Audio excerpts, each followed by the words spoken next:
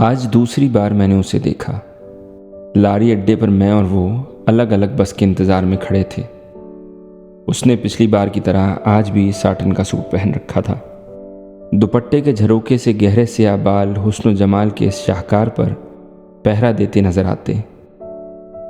हाथों में किताबें थामे वो परी चेहरा अपनी सवारी के इंतज़ार में कभी नाजुक कलाई पर बंधी घड़ी देखती और कभी कनखियों से मुझे।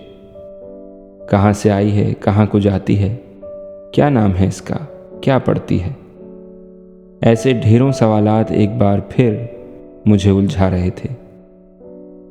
मुझे याद है पहली बार भी वो इसी जगह खड़ी दिखाई दी थी। कुछ और भी सहेलियां थीं उसके साथ, मगर वो सबसे अलग, सबसे जुदा थी।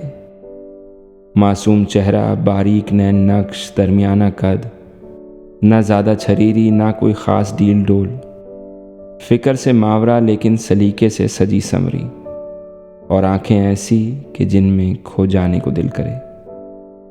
हया और खूबसूरती का हसीन इम्तिजाज।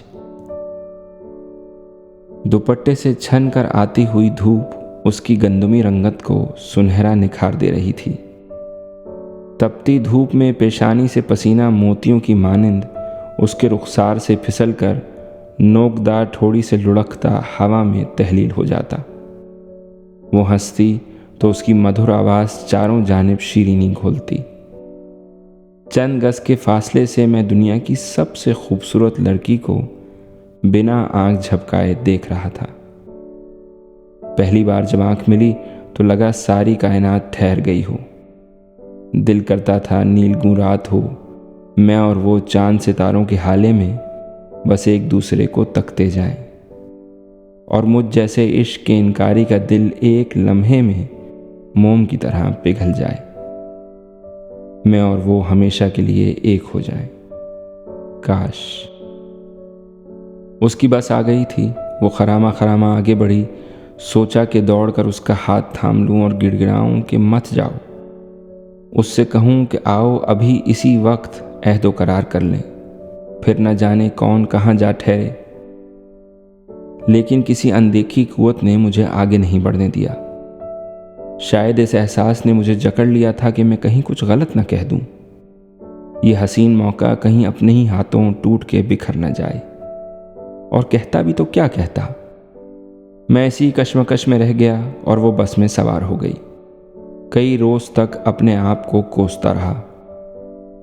कुछ तो बात करनी चाहिए थी, और कुछ नहीं तो इसी बस में सवार हो जाता।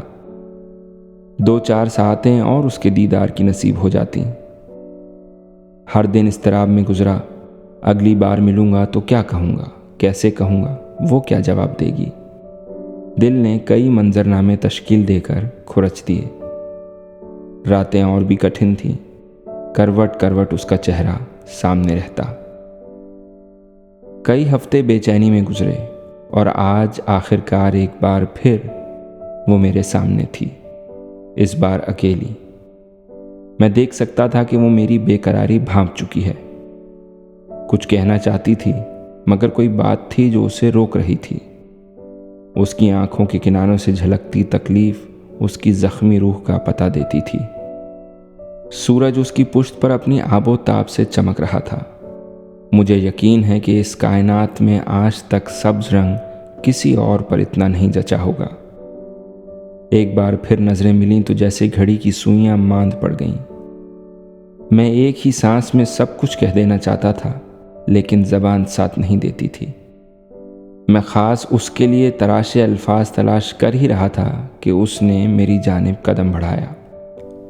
मैं भी बेख्तियार आगे बढ़ा। गर्म हवा अचानक खुनकी से बदल रही थी।